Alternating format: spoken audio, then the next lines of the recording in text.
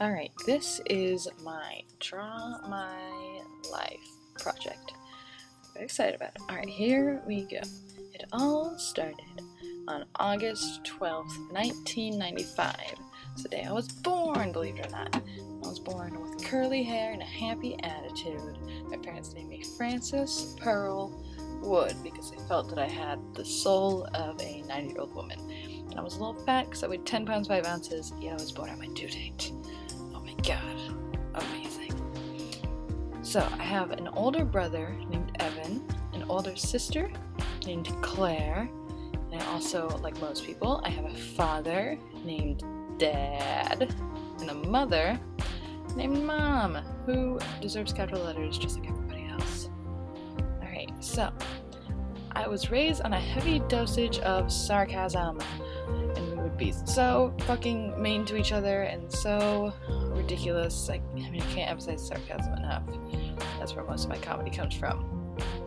So for schooling, I started off in preschool and kindergarten, going to a Montessori school, I think that's how you spell it, and I had a good time because it was very centered towards individuals, and I was a very emotional individual, whether I was happy or sad or anxiety-ish or meh. I would just cry and cry and cry and cry, and my parents got a little bit worried about me, so they put me in a class. It was just me and my teacher, and we would sit and we would talk about how to deal with emotions besides crying about them. And I believe that this might have had like some negative effects on me to this day because I can't express my emotions very freely. But that's sad, and I'm gonna bring it back. And now I'm starting middle school. And I enjoyed middle school quite a lot. A lot of people say it was like a hectic time in their life, but I had a good friend group. I have a couple guy friends who were named Calvin and Kellen, and they're really great, and they're still my friends to this day. And I had a couple girlfriends, and this one has really long hair, and this one not so much, named Mallory and Claudia.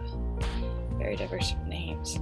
We were happy and we were laughing together and we were all funny, and the only problem that I can think of in middle school was that I dressed like a boy, and that confused some people, but I loved it because I was comfortable and I hadn't hit puberty, so I was a little androgynous looking, and that confused some people, but I was like, hey, I like wearing khaki shorts that are for men. So then I hit high school. I kind of came into myself a little bit because I had hit puberty and I was comfortable with my body. And I found clothes that made me feel like a woman, which were sweatpants. I don't know where I'm going with this. Okay. Anyway, I became like kind of popular actually in high school. I made a lot of friends because people thought I was funny and I was outgoing and happy and optimistic. So people liked being around me. Not to brag or anything. Alright, so my favorite class was oral communications, which is weird. Like, whose favorite class is oral communications? But I loved it, and I loved it because I had an awesome teacher named Mrs. Wardeen. And she's a great lady, and she's very kind and very nice, and she's very giving to her students, and we could all relate, and all the kids loved her in her class, and all my friends were in that class. So that might have something to do with it, but I also love that I got to get up in front of the class and make jokes and be loud and tell funny stories and make people laugh, which I really had a passion for, and I was moderately okay at it. I didn't know at the time that it was something that I wanted to do. Oh, yeah, side story. I had a friend in this class, a lot of friends. I had a friend in this class named Maddie Francis, and I was also in this class, and my name is Frances Wood, so prepare yourself for some wordplay. Alright, so Mrs. Wardeen, whenever we would talk to each other, she would say, "Stop talking, Maddie, Frances." And me being the comedic genius that you know me as today, I would retort with, "Yeah, stop talking, Maddie, Frances." So I was basically like the most hilarious person that ever walked those halls, and they should have given me an award. Anyway, now is the part of my high school career that I had to decide what to do with my life. And when I was a kid, I wanted to be, prepare yourself for this factoid, I wanted to be a Harlem Globetrotter. Yep, for like 5 years I wanted to be a Harlem Globetrotter so I could be athletic and not have to be athletic. And then I got into high school and I joined drumline and I really liked percussion. I was like, what if I could be a bucket drummer? Apparently something draws me to black male professions. And then in realistic, no.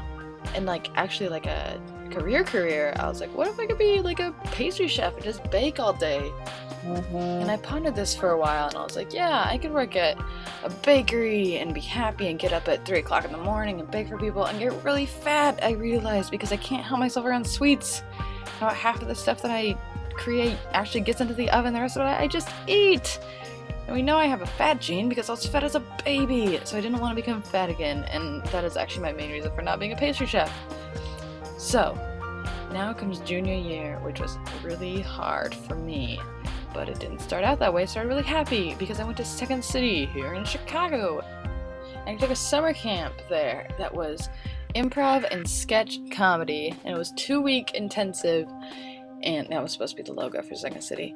Anyway, it was 2-week intensive, and I met all these hilarious people, and they were my age, and they were clever and witty, and oh my god, they were so funny, and they were so nice, and I really miss them a lot. But they're all friends now, which is good.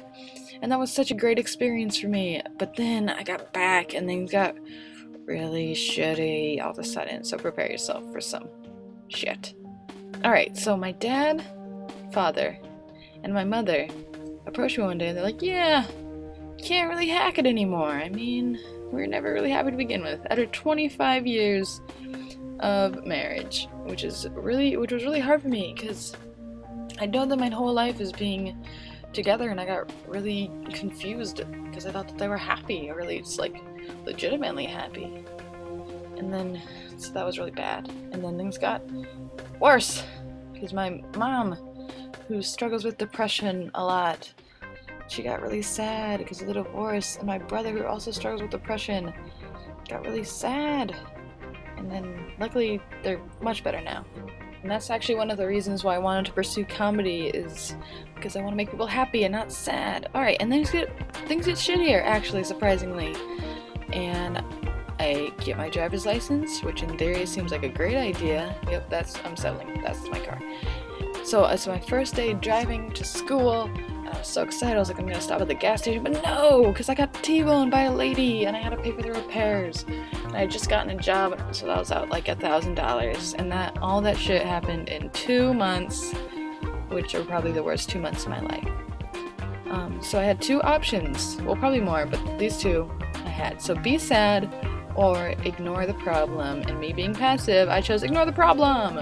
So in order to do that, I spent all my time at school, and I joined a bunch of clubs and hung out with my friends, and then I joined the musical, which is something that I never done and never knew I would do. And I was Sweeney Todd, the musical, and I was going to draw something one day. I didn't.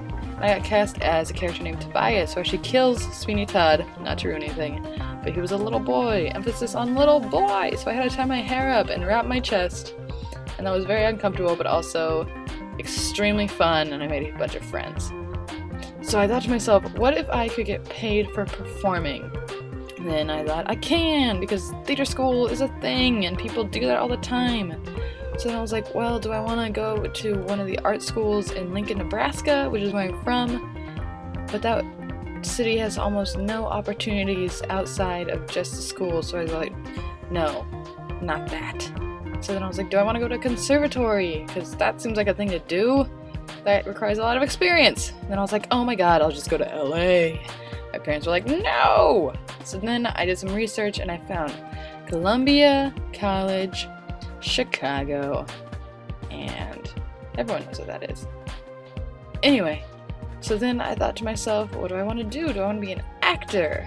That seems like something that people pursue. But I thought, and I said, I'm not all that good at acting yet, and I have virtually no experience doing it, because I was only in that one production of Sweeney Todd. So no acting. And then, so I didn't know what I was going to do until I looked online, and they had a comedy major. Right? Crazy. I thought to myself, am I funny enough? People had told me that I was. So yeah.